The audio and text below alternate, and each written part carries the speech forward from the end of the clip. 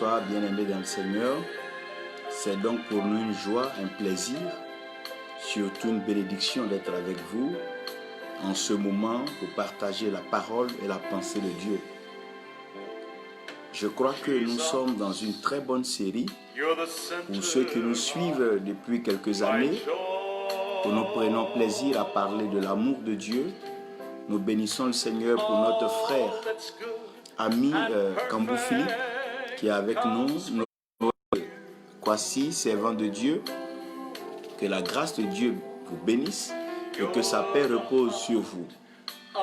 Aujourd'hui, je crois par la grâce de Dieu que nous allons donc procéder à un enseignement plus ou moins classique, un enseignement plus ou moins propre à ce que le Seigneur veut.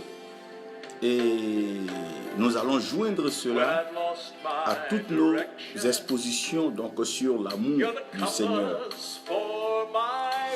Paul, en s'adressant donc aux chrétiens, en parlant à ceux qui ont cru en Dieu, il dit, après avoir fait la synthèse donc de la vie chrétienne, sinon de la marche avec Dieu, lui, Paul, il reste trois choses. Gustave Katou, que Dieu te bénisse. Et les trois choses dont Paul est en train de parler, c'est la foi, l'espérance et l'amour. Et Paul dit que dans toutes ces choses-là, l'amour est donc plus grand que tout. Ça veut dire que la vie chrétienne, donc le but de notre marche, c'est de pouvoir entrer dans cette dimension, sinon découvrir cet amour précieux et profond de notre Dieu. Donc s'il n'y a pas d'amour, s'il n'y a pas de découverte d'amour, il n'y a pas d'avancée de vie et il n'y a pas de révélation de la perfection. La Bible est claire que l'amour est le lien de la perfection.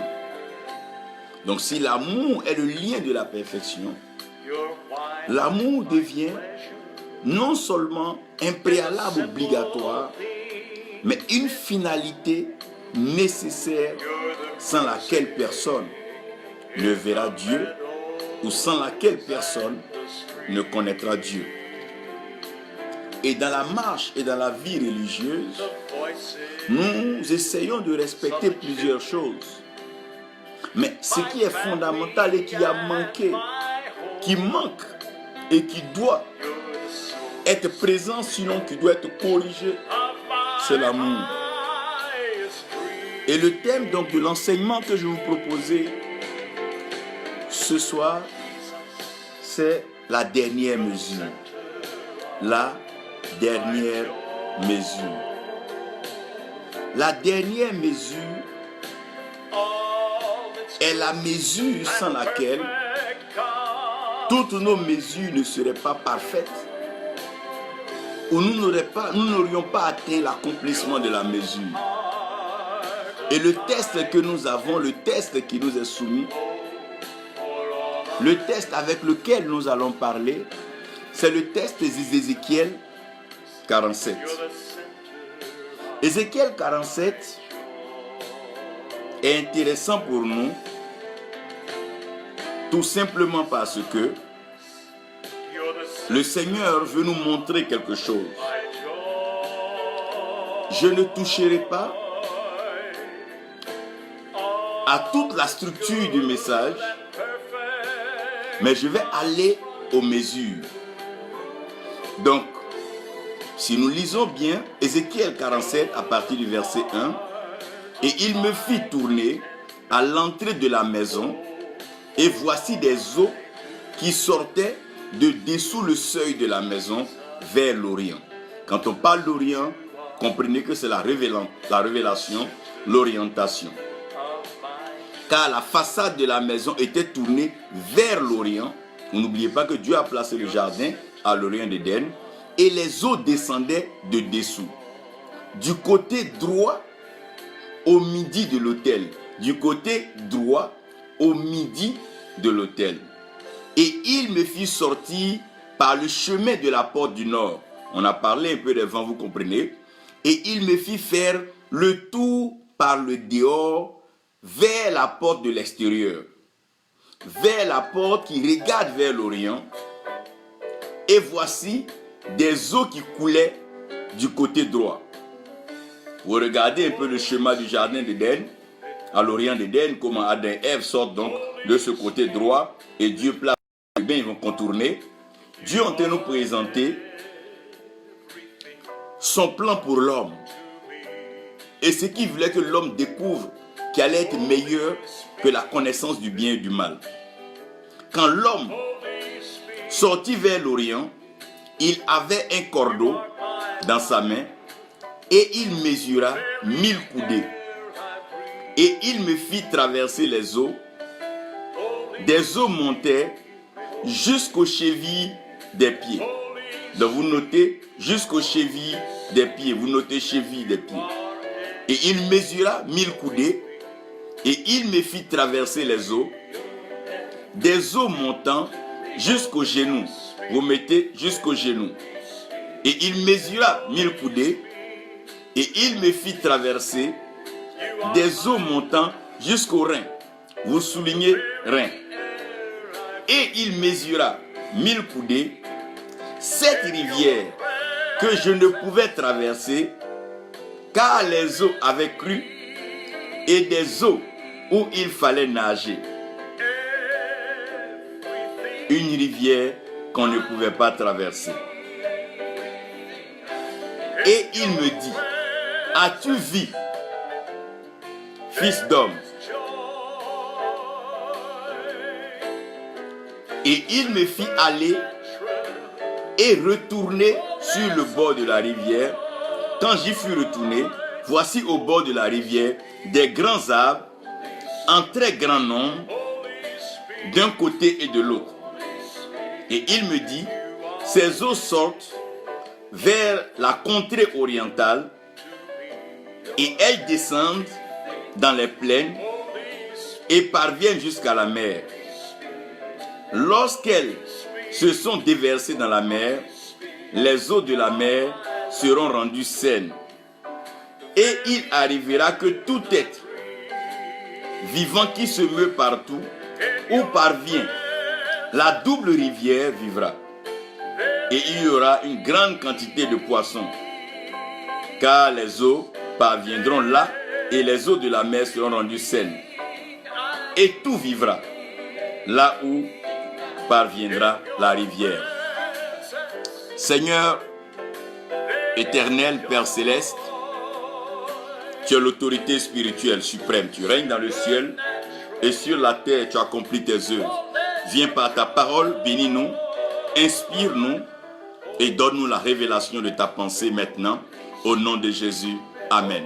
Nous bénissons la servante de Dieu Solange Kyrian-Guessan et notre très cher frère ami Rakis, Sylvain, Léandre Michel Mbesso Pagny. Que le Seigneur bénisse donc ta vie. Regardez que dans le jardin d'Éden, quand Dieu crée l'homme, Dieu va mettre l'homme en compagnie des arbres. Et Dieu va mettre l'homme en compagnie des arbres parce que les arbres ont quelque chose que l'homme n'a pas. Les arbres sont fidèles. Si tu as planté un arbre ici aujourd'hui, reviens dans 10 ans, 15 ans, 20 ans, à moins que l'arbre ne soit totalement coupé et déraciné, l'arbre sera toujours présent.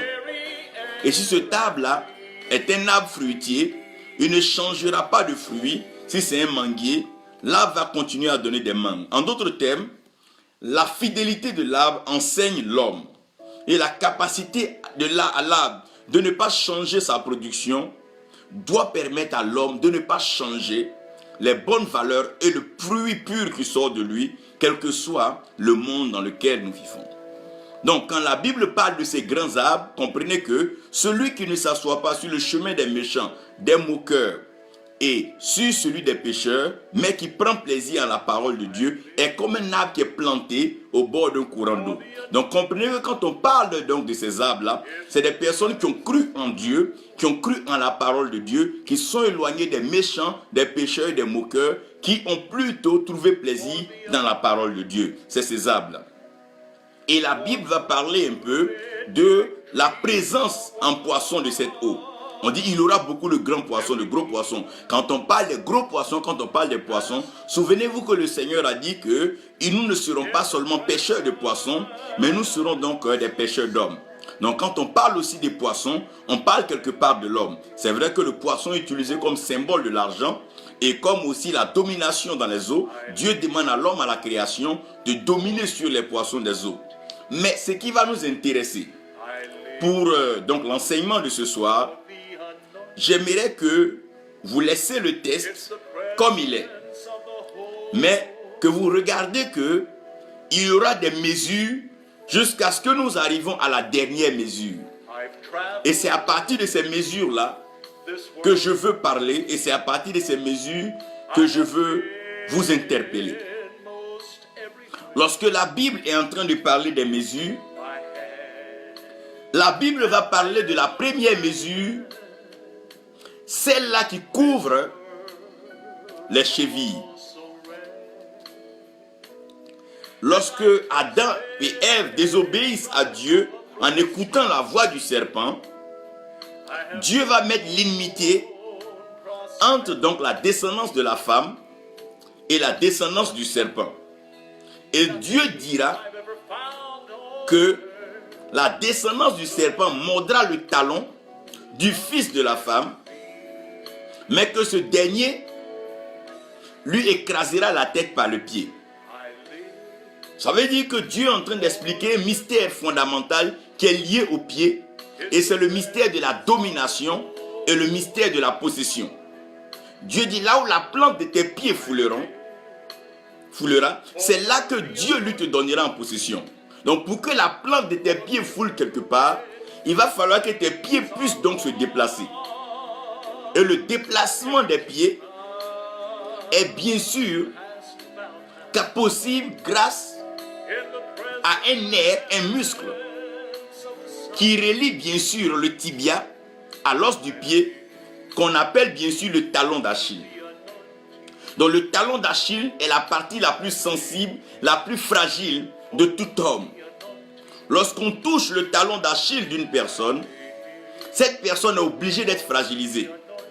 Donc quand on veut empêcher quelqu'un de se déplacer, d'avancer dans la vie, on touche son talon, on touche son tendon d'Achille. Vous regardez bien dans l'histoire de la naissance d'Ésaü et Jacob, la Bible dit que Jacob déjà avait attrapé donc le talon. Il avait attrapé le talon de son frère. Celui qui t'attrape le talon t'empêche d'évoluer. Donc quand le serpent va te mordre au talon, il va t'empêcher d'évoluer parce que c'est la partie où l'homme doit pouvoir trouver son fondement, son établissement. C'est par là que l'homme peut s'arrêter. Donc lorsque le tendon d'Achille, sinon le talon est affecté, l'homme ne peut plus tenir sur ses pieds, l'homme ne peut plus donc s'arrêter, l'homme doit s'effondrer et l'homme doit s'écrouler. Donc quand Dieu parle de la mesure qui couvre la cheville, il veut parler de la mesure qui couvre le talon. Maintenant, comprenez une chose. Dieu a fait de telle sorte que le talon de tout homme soit derrière lui. Donc, l'ennemi qui est en face de toi ne pourra jamais avoir accès à ton talon parce que le talon est derrière toi. Donc, ceux qui peuvent te faire du mal, ce ne sont pas ceux qui sont devant toi, ce ne sont pas ceux qui sont élevés au-dessus de toi, mais pour la plupart du temps, c'est ceux qui sont en bas de toi et ceux qui sont derrière toi. Ils veulent te tirer vers l'arrière, ils veulent t'empêcher de pouvoir évoluer, mais quelqu'un peut crier « laisse mon talon, laisse mon pied » parce que l'eau est déjà montée à cette hauteur et l'eau couvre les chevilles. Lorsque nous parlons, oh mon Dieu, du talon, nous parlons donc du lieu de la protection, le lieu qui permet à l'homme de se déplacer, de faire des mouvements, de pouvoir posséder et de pouvoir dominer. C'est pour ça qu'il est important pour tout homme de pouvoir faire attention quand il s'agit toujours du talon. C'est un mystère et c'est un mystère important que chacun doit comprendre. Que vous allez lire la Bible, vous allez voir que la Bible parle du talon à plusieurs niveaux. Non seulement dans Genèse où la Bible parle de l'enmité, Dans le livre de Job, la Bible dit que celui qui est piégé par le talon. Lorsqu'on tend un piège, le but du piège, c'est de te prendre par le talon. Une fois que le piège te prend par le talon, le piège t'empêche de te déplacer. Lorsque tu as atteint au talon, tes mouvements sont ralentis. D'ailleurs, tu n'iras nulle part, tu n'iras plus loin. Tu ne pourras que boitiller et tomber. C'est pour ça que vous allez comprendre que la plupart des gens étaient capables d'atteindre leur cible par le talon.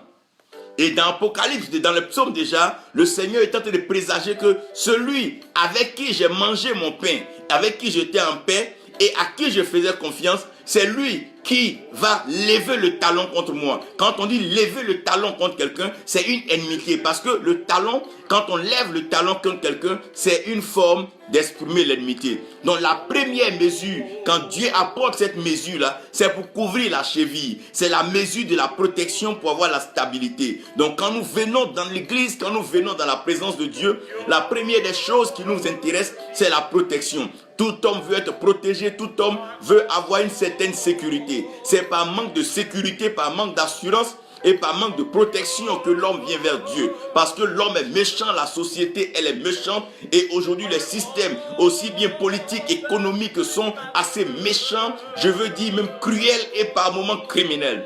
Pour cela, l'homme n'a pas de refuge, l'homme n'a pas de lieu où pouvoir se réfugier. Le seul lieu où l'homme peut se réfugier, bien sûr, c'est dans la présence de Dieu. Où l'homme peut être à l'aise, où l'homme peut se reposer. C'est bien sûr dans la présence de Dieu. C'est pour ça que cette première couche-là vient pour couvrir la cheville. Lorsque ta cheville est couverte, déjà tes pieds sont en sécurité. C'est pour ça que la Bible dit qu'ils sont beaux, les pieds de ceux qui annoncent la bonne nouvelle. Quand le Seigneur monté, il a lavé les pieds de ses disciples. Il a permis à ce que l'eau arrive à leurs chevilles. Il a lavé la plante de leurs pieds et il a lavé les chevilles. Je veux déclarer aujourd'hui que cette eau, cette parole, cette grâce a fermé tes pieds. Tes pieds ne seront pas des pieds d'argile, mais tes pieds seront affermis, des pieds beaux. Partout où tu arriveras, tu posséderas et tu domineras. Quand tu fouleras les pieds dans ton village, les sorciers et tout ce qui est rituel, sacrifice contre toi, n'aura pas de voix car tes pas donneront un son meilleur à la terre. Tes pas sont affermis et tes pas sont bénis par Dieu.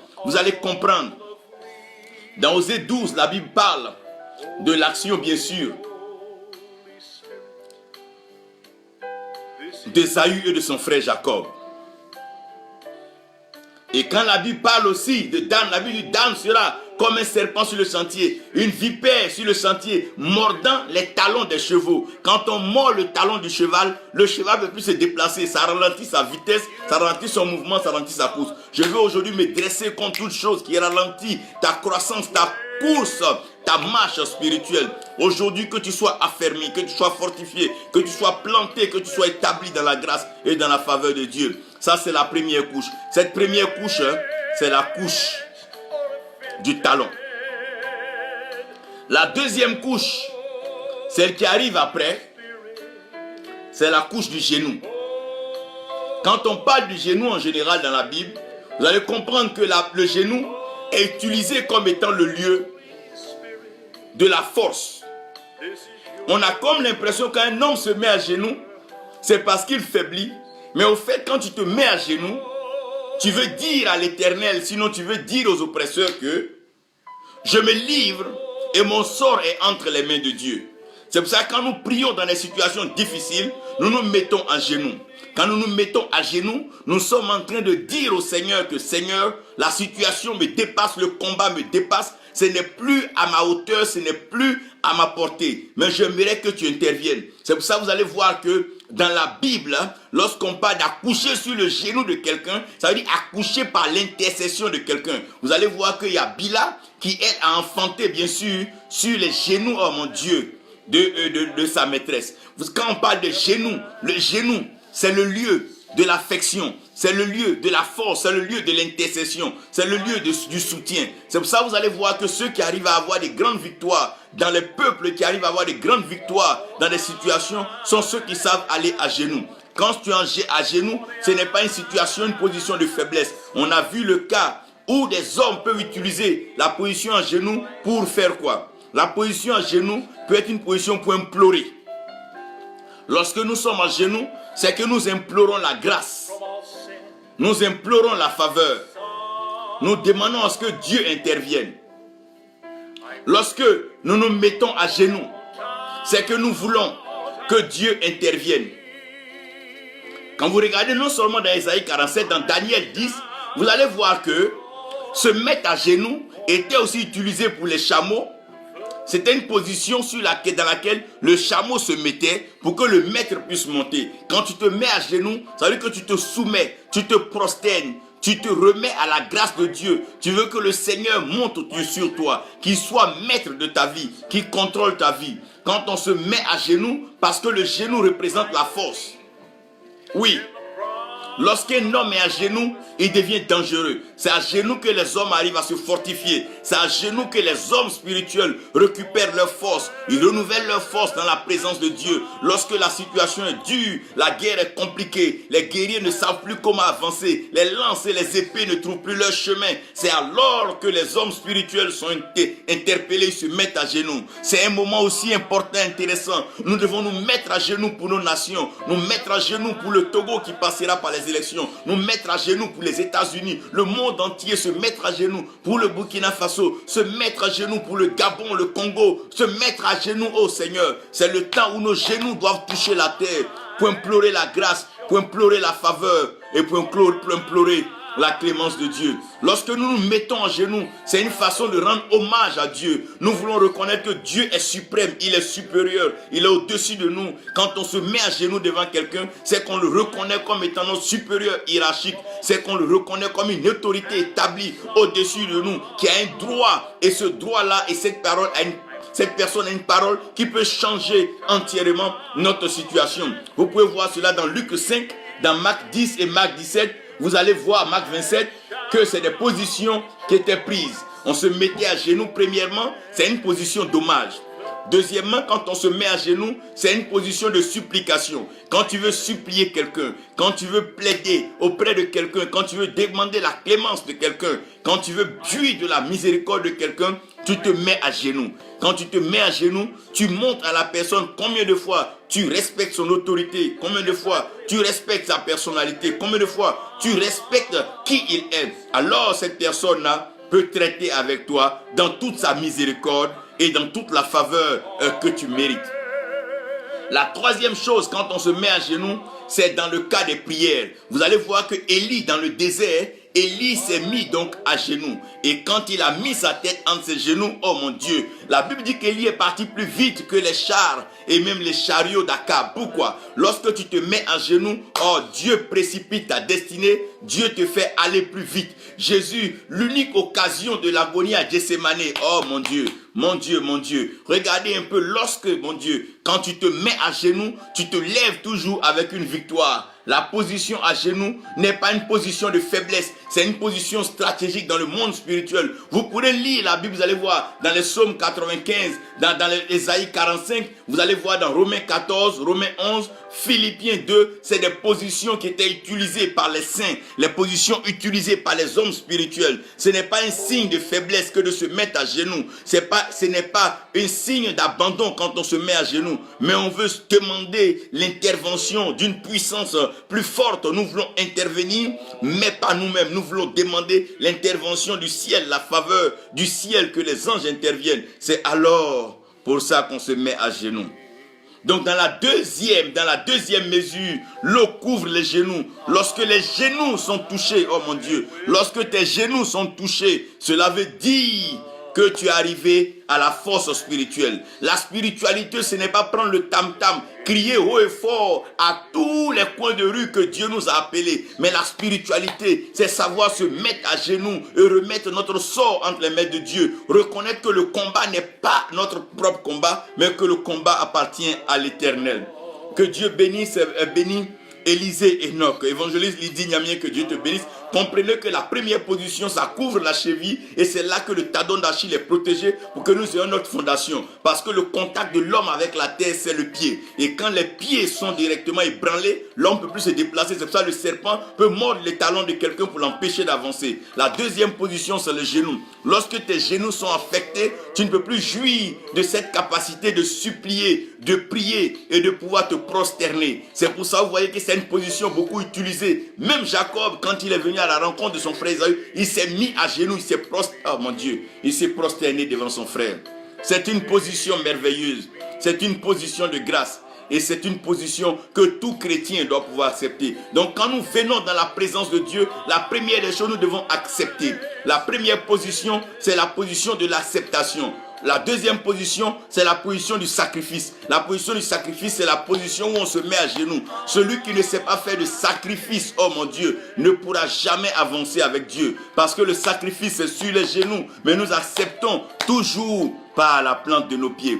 Parce que là où la plante de nos pieds foule, oh mon Dieu, c'est que c'est là où Dieu nous a conduits. Et nous acceptons le lieu dans lequel Dieu nous a conduits. C'est une touche que nous recevons avec la terre par le pied, par la plante des pieds. Mais le genou, c'est un sacrifice qu'on fait pour mettre les genoux au sol. Et il parlera de la troisième mesure. La troisième mesure, c'est elle qui couvre les reins. Quand on parle des reins, on parle de la descendance. Quand on parle des reins, on parle de l'avenir. Quand on parle des reins, on parle de l'héritage. Et plusieurs personnes doivent comprendre cela.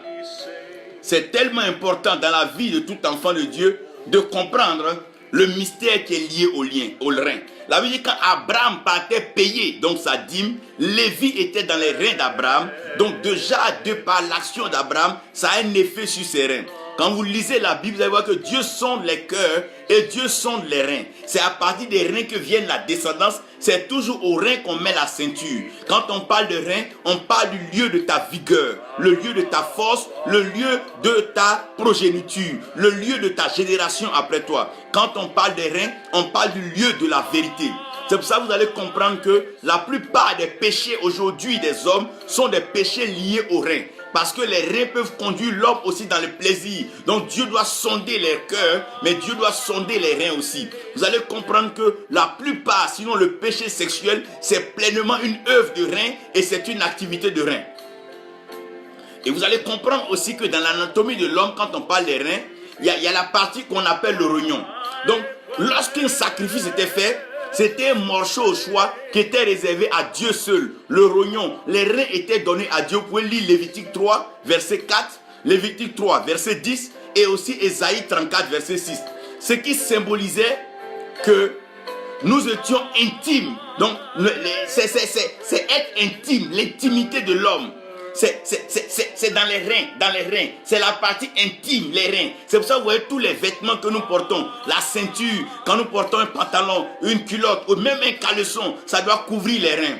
C'est le lieu qu'on ne montre pas, c'est un lieu caché, c'est là-bas. Quand on parle des entrailles, quand on parle des reins, c'est ici, c'est des reins là qu'on parle. Et vous allez comprendre que quand Dieu sonde les cœurs et les reins, Dieu pénètre déjà dans nos reins.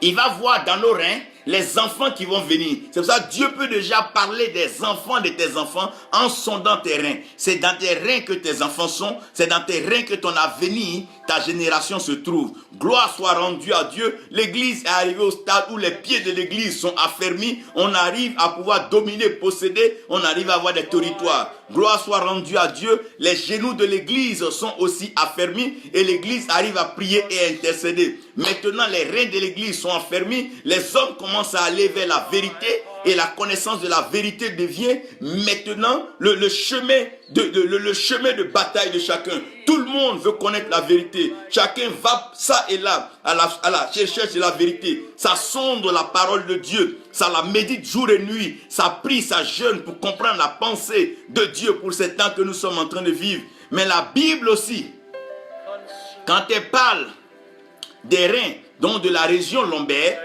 comme dans Ézéchiel 47 qu'on a lu, c'est la taille.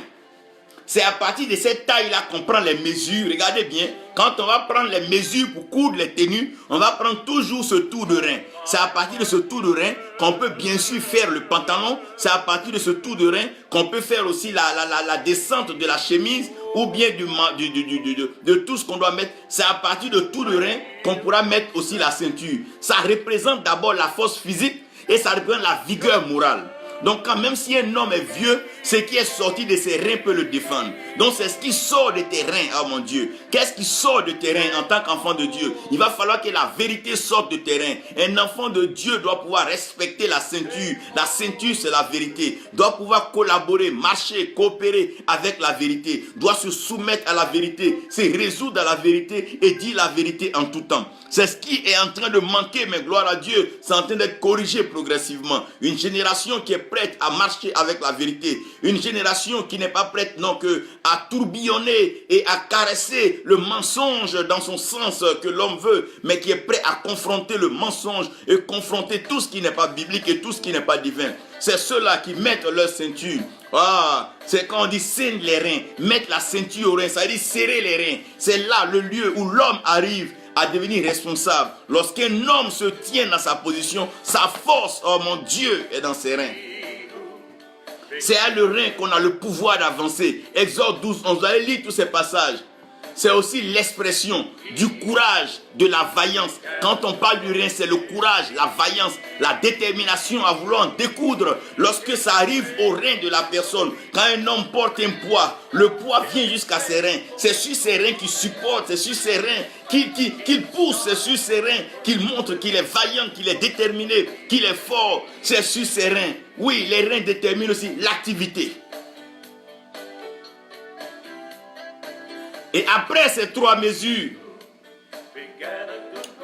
après avoir couvert la cheville, pour ne pas que le serpent nous morde, pour nous protéger, par cette touche du sang de Jésus, il nous emmène maintenant au genou. Le genou, c'est le lieu du sacrifice ou le lieu de la plénitude. Celui qui sait se mettre à genoux sera rempli par le Saint-Esprit. Ce n'est pas une question d'orgueil, ce n'est pas une question de mode, mais c'est une question d'humilité, de soumission devant Dieu. Lorsque le combat devient chaud, on se met à genoux devant Dieu. On dit, Seigneur, nous voici à genoux devant toi.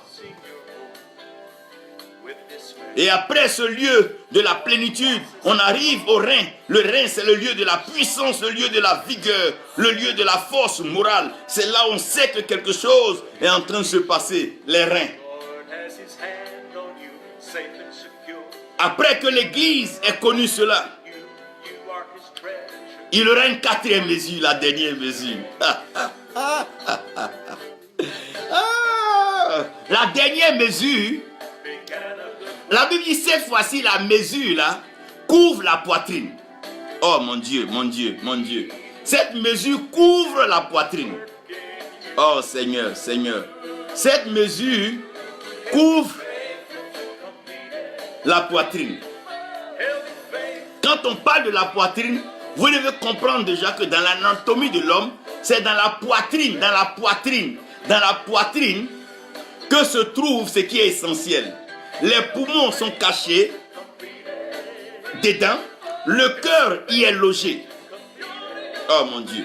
Quand un homme tape sa poitrine, il veut dire que c'est moi, c'est son lui. Quand quelqu'un tape sa poitrine, c'est qu'il est sûr de ce qu'il veut dire. Quand un homme vient à sa poitrine, il est rassuré de ce qu'il dit. Oh, c'est la poitrine, c'est la poitrine, c'est la poitrine. Maintenant, regardez bien que la poitrine est mentionnée plusieurs fois dans la Bible, dans Daniel 2. Mais ce que j'aimerais que vous compreniez ici, c'est que la poitrine elle-même, elle est utilisée pour présenter l'intimité, mais surtout l'amour. La Bible dit que Jean mettait sa tête sur la poitrine du Seigneur. Quand on parle de la poitrine, c'est ce mot en anglais qui veut dire bosom. Dans son intimité, il mettait sa tête sur la poitrine du Seigneur. Quand on parle de la poitrine, c'est le vrai côté, c'est le côté qui révèle l'homme. Lorsque j'ai lu la Bible, j'ai compris que Dieu a envoyé à un certain moment de la famine d'Élie, Dieu a envoyé donc le corbeau. Quand vous regardez le corbeau, apparemment, n'est pas un oiseau conventionnel. Donc, le corbeau a un pelage noir, mais vers sa poitrine ici, au niveau de sa poitrine, il y a du blanc. Je n'aurai pas le temps de vous parler du système blanc-noir, le gris et pourquoi la colombe est blanche. Mais comprenez ici, le corbeau, bien que son corps, bien que ses plumes soient noires, son cœur vers ici est blanc. Ça veut dire qu'il y a des gens, même si apparemment on dit du mal d'eux, même si on pense qu'ils sont investis dans le mal, mais aussi longtemps que ta poitrine est blanche, aussi longtemps que ton cœur est bon, aussi longtemps que ton cœur est pur, aussi longtemps que ton cœur est plein d'amour et de générosité, Dieu peut toujours t'utiliser pour accomplir une œuvre sur la terre. C'est vrai que le corbeau est classé parmi les animaux, les oiseaux impurs, mais à cause de ce qu'il y a de la blancheur vers sa poitrine, frère, il y a un trésor, il y a un mystère dans la poitrine. Lorsqu'une femme met au monde un enfant, lorsqu'une femme met au monde un enfant, on prendra l'enfant et on placera l'enfant sur la poitrine de la femme. C'est à partir de la poitrine qu'on peut sentir les battements de cœur. C'est à partir de la poitrine que la femme va transmettre la chaleur, transmettre l'amour à son enfant. C'est à partir de la poitrine. Regardez un peu. Même dans le rituel sacerdotal, la poitrine des animaux sacrifiés faisait partie des offrandes qu'on appelait où on balançait au-dessus du charbon de l'autel. C'est-à-dire que la poitrine, on la balance comme une caisse, oh mon Dieu, parce que c'était consacré à l'Éternel. C'est un signe de quelque chose qui est consacré à l'Éternel. Celui qui se met du côté de ta poitrine est consacré à toi. C'est pour ça que lorsqu'on s'approche de la poitrine, on trouve dans la poitrine ce que nous appelons le cœur. Et c'est le cœur maintenant qui va faire la différence dans le ministère. Peu importe tout ce que nous allons porter comme pelage, tu peux avoir des activités qui ne marchent pas. Tu peux avoir des œuvres qui n'avancent pas. On peut te blâmer, te traiter de tout. Mais si ton cœur est pur, si ton cœur est bon, oh frère, regardez un peu quand David s'adresse à l'Éternel. Il dit, crée en moi un cœur, oh mon Dieu. Donne-moi un cœur pur, mon Dieu. Parce que quand ton cœur est blanc, quand ton cœur est pur, Dieu peut t'utiliser pour ébranler, ravitailler des nations. Regardez même le corbeau, parce que simplement sa poitrine est blanche. Dieu l'utilise et Dieu l'a utilisé. Regardez assez bien. Quand quelqu'un a un cœur blanc, quand quelqu'un a un cœur pur, oh Dieu se sert de lui. La dernière mesure, c'est la mesure de l'amour. C'est cette mesure qui va faire que l'église ne va plus seulement marcher, mais l'église va nager. Nager, c'est entrer dans une autre phase de déplacement. Parce que l'homme a été créé pour marcher sur la terre. Mais avec l'amour, l'homme va commencer à nager, s'envoler et monter dans les hauteurs. Regardez bien ce qui fait le secret de David dans le ministère, c'est l'amour de Dieu. Quand Dieu parle au prophète, il dit, lui Dieu, il va enlever les cœurs de pierre. Le problème de l'homme, c'est des cœurs de pierre. Lorsqu'il y a un cœur de pierre, la personne est incrédule, elle est méchante, elle est mauvaise, elle est dénaturée, elle a un caractère très animal. Mais lorsqu'un cœur de chair, oh mon Dieu, lorsqu'un cœur de chair, un cœur tout doux, dans la poitrine, regardez, quand le cœur devient meilleur, quand le cœur devient merveilleux, la dernière mesure, c'est la mesure qui va ébranler le monde, c'est la mesure de l'amour, car l'amour est le lien de la perfection. À ce niveau, quand on va mesurer cette dernière mesure, quand on va arriver à prendre la mesure de l'amour,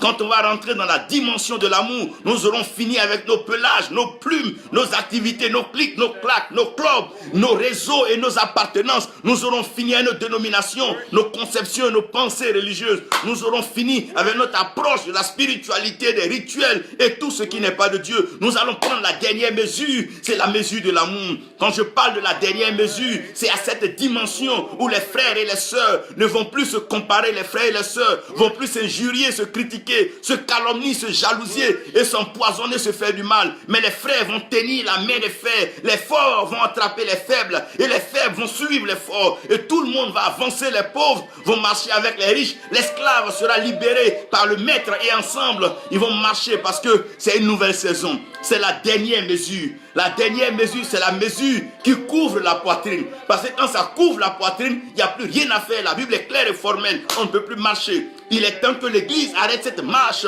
inutile, mais qu'elle rentre dans la dimension de la nage et la dimension de l'envol. Dieu a demandé à l'homme de dominer sur les poissons des eaux, les oiseaux de l'air et les animaux qui se meuvent à la surface de la terre. Ça veut dire que Dieu a prévu dans notre plan de déplacement la natation et l'envol. C'est pour ça que nous serons donc enlevés dans les airs. Mais qu'est-ce qui va provoquer cela? Oui, c'est la dernière mesure. Pendant que les apôtres marchaient donc avec le Seigneur, il y avait Pierre, Jean-Jacques. Pierre qui était reconnu pour la foi. Jacques qui était reconnu pour son espérance. D'ailleurs, c'est pour ça qu'il est resté sur le temple de Jérusalem. Pierre a commencé déjà à donner le message d'entrée parce qu'il croyait que la foi était fondamentale. Mais le Seigneur va venir vers Jean sur l'île de Patmos après que les autres soient morts, décapités, tués, crucifiés dans les sens inverses.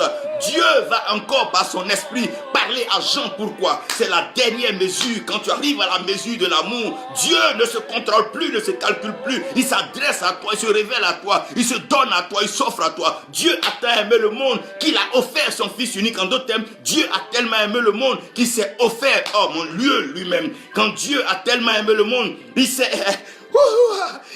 offert lui-même. Oui, il s'est offert. Quand l'amour est manifesté, c'est la dernière mesure. Ce qui manque aujourd'hui en Afrique, c'est l'amour que nous n'avons pas. Tout ce que vous voyez, idéologie, pensée, politique et tout ça, c'est un manque d'amour. Lorsqu'on aime, oh mon Dieu, on émerge et on nage. On laisse derrière nous les querelles, les conflits, les combats inutiles. On laisse l'amour, on étend la main les uns vers les autres. Et on se parle, on se comprend, on s'entend parce que nous avons un seul ennemi. Il veut mordre notre talon pour nous empêcher d'avancer. Tout le monde veut le développement, tout le monde veut l'émergence et la perfection. Mais l'amour est le lien de la perfection. Sans amour, nous n'y arriverons pas. Ce n'est pas une chose d'homme, ce n'est pas une idéologie, une pensée des hommes, mais c'est une question d'amour. La dernière mesure, elle a dépassé la cheville, dépassé le genou, dépassé le rein. On est maintenant à la dimension de la poitrine, où le cœur, la Bible dit, garde ton cœur pur, plus que toute chose, car de ton cœur sortent les sources d'eau. Ah, ça veut dire que la source vraie, qui va venir assainir et permettre aux eaux d'être bonnes, vient de ton cœur. C'est de ton cœur que Dieu veut parler. La dernière mesure, c'est la mesure de ton cœur. Regarde à ton cœur. Regarde ce qui se passe dans ton cœur. Laisse tes titres, laisse les acclamations des gens, laisse les acquis, les quelques paralytiques qui ont marché, les aveugles qui ont vu. Ceci n'est pas ta foi, c'est par leur foi que cela a été fait. Mais ce que Dieu attend de toi, est-ce que tu es prêt à aimer le Seigneur? Est-ce que tu es prêt à aimer ton prochain? Qui aimes-tu? Aimes-tu le Seigneur? La dernière mesure. La dernière mesure, c'est la mesure de l'amour. Car le fruit de l'esprit, c'est l'amour. C'est la dernière mesure. À partir de là, on ne mesure plus. Parce que quoi? Tu n'es même plus au niveau de la loi des règles. Tu es atteint une autre dimension. L'amour, c'est la spiritualité. La plénitude de la spiritualité. L'accomplissement de la spiritualité. La finalité de la spiritualité. Dieu nous a créés pour que nous découvrons son amour, que nous vivons dans son amour, que nous piochons dans son amour, que nous nous abreuvions dans son amour. Paul va plus loin dans Romains pour dire qu'est-ce qui peut nous séparer de l'amour de Dieu qui est placé en Christ Jésus, notre Seigneur et Sauveur. La dernière mesure, cette mesure qu'il nous faut, la mesure dont nous avons besoin aujourd'hui. On n'a pas besoin des grands titres, des grands noms, des grandes dénominations. Non, nous ne voulons pas cela. Nous voulons l'amour. Nous voulons voir l'amour se manifester. L'amour vivre. À cause de l'amour, le Seigneur s'est lui-même mis sur le même pied d'égalité que ses disciples, ceux avec qui il marchait. Lorsque nous avons l'amour, l'amour n'est pas orgueilleux. L'amour n'est pas enflé d'orgueil. L'amour ne jalouse pas. L'amour ne critique pas. L'amour ne ment pas. L'amour n'empoisonne pas. L'amour ne tue pas. L'amour n'est pas adultère. L'amour n'est pas toutes ces choses. L'amour ne... Ah mon Dieu, l'amour ne ment pas. L'amour n'escroque pas. L'amour n'arnaque pas. L'amour ne vole pas. L'amour n'est pas vendeur d'illusions. La dernière mesure. Le diable sait que quand nous serons arrivés à cette mesure, il n'aura plus de chance. Lorsque nous arrivons à arriver à cette dimension, celui qui nage, tu ne vois même pas son talon pouvoir mordre. C'est quand il a arrêté que tu peux chercher ton talon. Lorsque nous entrons dans cette dimension de l'amour, l'enveloppe de l'amour, l'environnement de l'amour, l'amour du Père, l'amour du Fils, l'amour du Saint-Esprit. Regardez un peu l'atmosphère, comment il y aura un changement. Et les vies seront changées, les visages vont rayonner, la prospérité reviendra. Et les hommes auront l'envie de vivre, la joie de vivre. Parce que quoi? L'ennemi sera directement défait. La dernière mesure. Aidez-moi à parler de la dernière mesure. C'est cette mesure qui est consacrée à Dieu. Tout ce que nous devons devoir à notre prochain, ce n'est que devoir l'amour. Tout ce que le Seigneur nous demande, il dit d'aimer Dieu, d'aimer Dieu, d'aimer Dieu. C'est la dernière mesure. Après toutes les lois là, il vient à la dernière mesure. Il dit aimez Dieu et aimez votre prochain comme vous vous aimez vous-même. Il dit celui qui arrive à passer cette dernière mesure, a accompli toute la loi. Aïe, aïe, aïe, aïe, aïe. La dernière mesure. La dernière mesure. La dernière mesure. Le cœur. Même quand tout le corps dort, le cœur continue de battre pour veiller sur le corps. Toujours distiller le sang. Pour que chaque organe, même les organes les plus reculés, puissent recevoir leur portion, leur ration, le partage. Le cœur est tellement généreux que c'est lui qui héberge le cœur, le sang, après que le sang est ravitaillé. Tout le corps humain, aucune partie ne garde le sang, mais le sang revient dans le cœur. C'est pour ça que le Seigneur est à la porte de ton cœur. Il frappe. La dernière mesure. La mesure que Dieu aime. Dieu nous regarde dans l'église le dimanche et les jours de culte. Et il nous regarde. Jusqu'à où nous manifesterons l'amour pour notre prochain. Il prend l'histoire du bon samaritain pour parler de l'amour de son prochain. Toute la Bible est faite de l'amour du prochain. Quand Dieu sait que ton cœur est bon, il peut t'utiliser pour sauver le monde entier, l'amour et le monde d'une situation. Parce que la solution du monde aujourd'hui, c'est l'amour. Comment mettre fin à toutes ces guerres? C'est l'amour. Ces crises économiques, ces calamités, ces fléaux, partout. La seule solution, c'est l'amour. Le jour que les voleurs vont aimer, ils vont arrêter de voler. Le jour que les tueurs et les assassins vont aimer, ils vont arrêter. Tous ceux qui font ces crimes rituels, ce n'est pas la police ni la gendarmerie qui va les arrêter. Mais c'est le jour, l'amour de Dieu, l'amour pour le prochain. À quel moment l'Afrique va connaître la paix? C'est quand les leaders, les politiciens vont ne plus seulement reposer leur vie dans les idéologies, les pensées et les partis, mais laisser l'amour de Dieu les transcender afin que l'humanisme, oh mon Dieu, ressorte de leur vie. Pour comprendre que un pouvoir sans amour est vain. L'argent sans amour est vain. Les prophéties, les mystères sans amour est vain. Une relation, une alliance, un partenariat sans amour est vain. Une destinée, une marche sans amour n'a pas d'aboutissement. Parce que l'amour est le lien de la perfection. Quand tu aurais tout fait, que tu rechercheras la perfection, tu te rendras compte que quelque chose manque. Et c'est la dernière mesure. La dernière mesure, c'est la mesure de l'amour. Jean mettait sa tête sur la poitrine du Seigneur. Il slalomait, il naviguait, il nageait, il flottait dans la parole. Car c'est de l'abondance du cœur que la bouche parle. Celui qui sonde le cœur peut déjà interpréter la parole qui sort de la bouche, parce que c'est de l'abondance du cœur que la bouche parle. Comme ça, le Seigneur dit, il créa en nous un cœur nouveau. Quand il va créer le cœur nouveau, alors il répandra de son esprit sur toute chair. La dernière mesure, c'est le cœur nouveau. Le cœur pur, le cœur bon, le cœur d'amour, le cœur attentionné, le cœur passionné, le cœur intéressé par la vie de Dieu. C'est quand la dernière fois que tu as pleuré pour des âmes qui se perdent. C'est quand tu as pleuré pour la dernière fois parce qu'un pasteur ou bien chrétien n'avait même pas le minimum. C'est quand la dernière fois tu as pleuré parce que le monde, il y a eu une calamité, il y a eu un clash d'avion dans un pays. C'est quand la dernière fois qu'une situation dans le monde t'a amené à genoux pleurant pour dire Seigneur, que de tragédie, qu'il y ait un changement. C'est quand la dernière fois. La dernière mesure. La mesure de l'amour. C'est à cette mesure-là. C'est dans cette balance-là que Dieu va nous peser nous tous Paul dit, si je parle des langues étrangères, que je récite la parole, je dis des mystères, je fais des miracles et tout. Si je n'ai pas l'amour, je suis zéro, je ne pèse pas. Je suis tel une cymbale vide et retentissante, faisant du bruit. Nous serons pesés, nous serons évalués et nous serons mesurés par l'amour. Mon frère, ma soeur, examine ton cœur. Là où tu m'écoutes, ouvre ton cœur au Seigneur. Laisse le Seigneur entrer dans ton cœur. Laisse la joie entrer dans ton cœur. Laisse la paix entrer dans ton cœur. Laisse la tranquillité entrer dans ton cœur. C'est la dernière mesure. Ton cœur. Celui qui a raté la mission de son cœur a raté sa destinée. Car les plus grands trésors de la vie sont liés au cœur.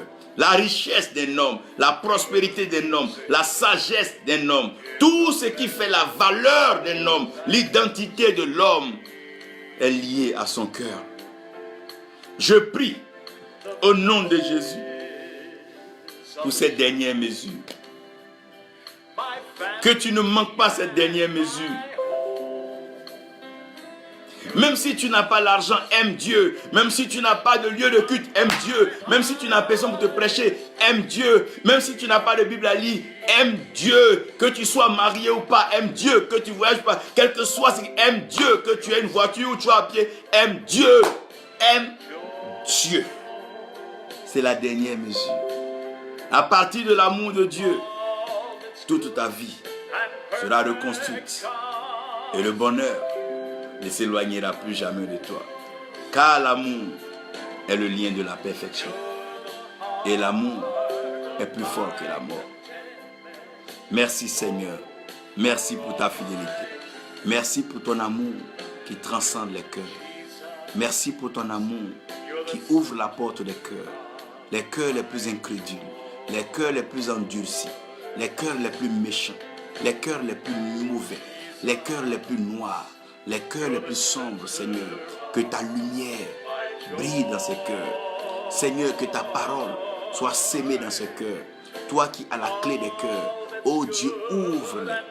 Aide-nous à ouvrir davantage notre cœur afin que tu puisses y entrer, demeurer, faire ta demeure et rendre notre vie meilleure. Nous déclarons, Père, que cela est fait. Et quiconque écoutera ce message vivra une transformation de cœur, un cœur nouveau, un renouvellement de cœur. Merci pour ta fidélité. Au nom de Jésus. Amen. Que Dieu vous bénisse, que sa grâce repose sur vous et que sa paix soit avec vous.